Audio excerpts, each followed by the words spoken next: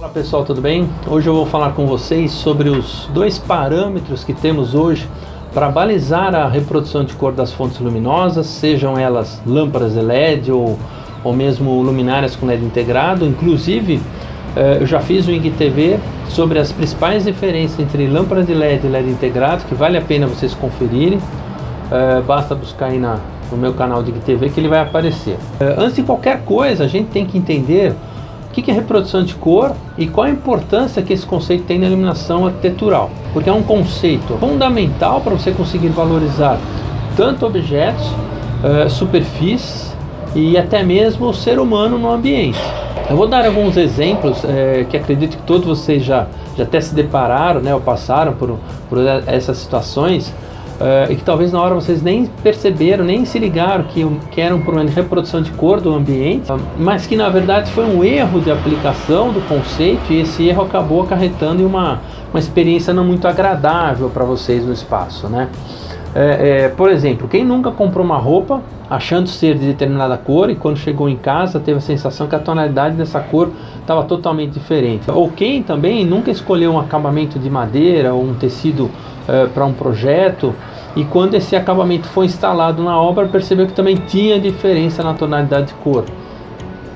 E as mulheres, né? Qual de vocês nunca se maquiaram em casa e quando chegaram numa festa, num restaurante, também notaram que tinha algo diferente? Ou mesmo saindo do salão de beleza, né? E foi conferir o look no espelho retrovisor do carro, também teve uma surpresa desagradável com o tom do cabelo. Enfim, com esses exemplos vocês conseguem entender a importância que é escolher uma fonte luminosa com a reprodução de cor adequada, e a partir disso vocês vão ter que se preocupar um pouco mais com isso nos projetos. Mas antes de tudo, o que é conceitualmente reprodução de cor? Reprodução de cor é justamente a capacidade que a fonte luminosa tem de reproduzir adequadamente, né, as cores que a gente enxerga. Ou seja, qual a fidelidade de cor que a luz oferece quando refletida numa determinada superfície, né? E um ponto muito importante é que reprodução de cor não tem nada a ver com temperatura de cor. Tem gente que confunde muito isso ainda, né? Tem gente que ainda imagina que a luz branca quente tem uma reprodução de cor melhor que a luz branca fria, e isso não é verdade mesmo, tá? Como exemplo, uma luz extremamente quente, como a vapor de sódio, que ainda são as lâmpadas utilizadas muito em iluminação pública, é uma luz extremamente quente, branca quente, né, 2000 e poucos kelvins, bem baixo, né, mas tem uma péssima reprodução de cor. Você enxerga o carro, mas você não consegue identificar a cor fiel desse carro. O que acontece é que a luz branca quente ela vai saturar mais os tons quentes, e a luz branca fria, inversamente, vai saturar mais os tons frios. Mas saturação de cor não significa reprodução de cor, ok? Bom, feito essas considerações, agora é importante vocês entenderem os dois parâmetros de medição de reprodução de cor existentes hoje na iluminação moderna, né? Eles são muito diferentes no conceito, na complexidade e no entendimento também. Hoje temos o índice de reprodução de cor, o IRC, que é bem conhecido, que é um conceito elaborado depois da metade do século passado, e também um método chamado TM3015, que é um conceito bem mais atual, elaborado agora em 2015. E as diferenças entre esses métodos está principalmente enraizada nas eras luminotécnicas, né, se podemos assim chamar, né, que esses conceitos foram elaborados. O IRC foi elaborado no auge das lâmpadas fluorescentes, né, e o TM30 agora na era do LED. O que a gente percebe de extremamente diferente nessas duas tecnologias é que a luz de uma lâmpada fluorescente causava uma impressão de cores mais pastéis no ambiente, enquanto que o LED a gente consegue extrair uma saturação mais forte da cor e muito mais intensa. Então, o IRC ele foi inventado fazendo um comparativo de apenas 8 cores e todas as cores em tons pastéis, o que fica um comparativo muito simplório hoje para o LED. Somente mais tarde é que surgiu o que a gente chama de IRC estendido, onde foram incorporadas mais 6 cores e justamente com tons mais saturados, incluídos, por exemplo, o vermelho, que é uma cor fundamental na arquitetura, porque quase todas as madeiras têm pigmentação vermelha e tantas outras cores de tecido ou materiais têm influência da pigmentação vermelha. e até mesmo a pele humana, devido aos nossos vasos sanguíneos, né, tem necessidade de ser valorizada com a radiação avermelhada da luz.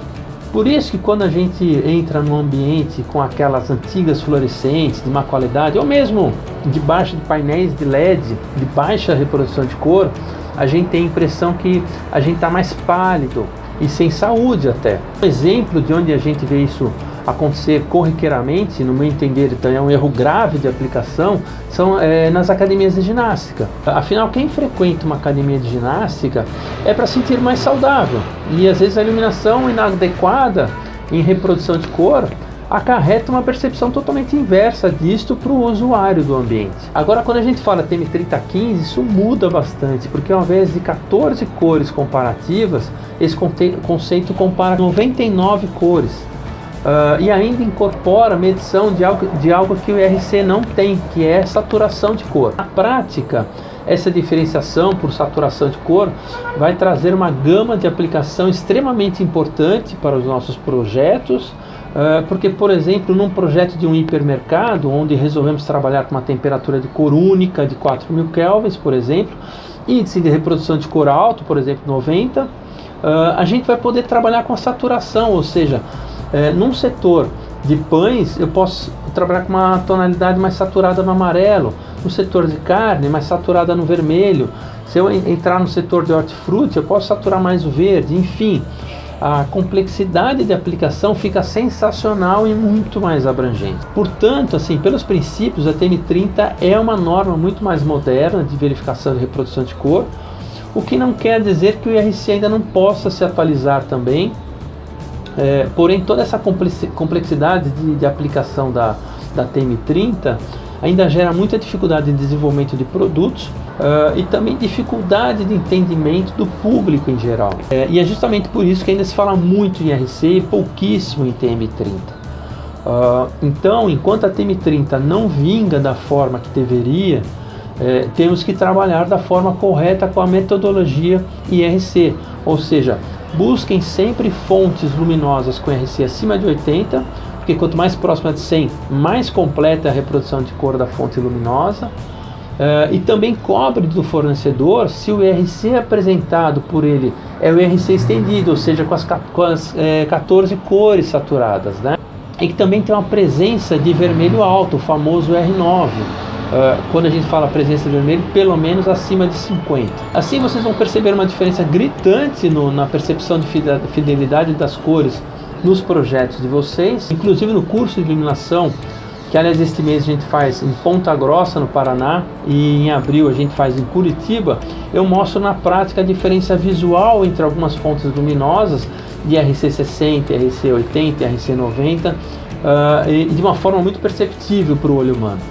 Bom, pessoal, por hoje é só, espero que tenham gostado. Deixem um curtir aqui embaixo e fiquem à vontade para fazer também comentários e perguntas. Um grande abraço a todos e boa tarde.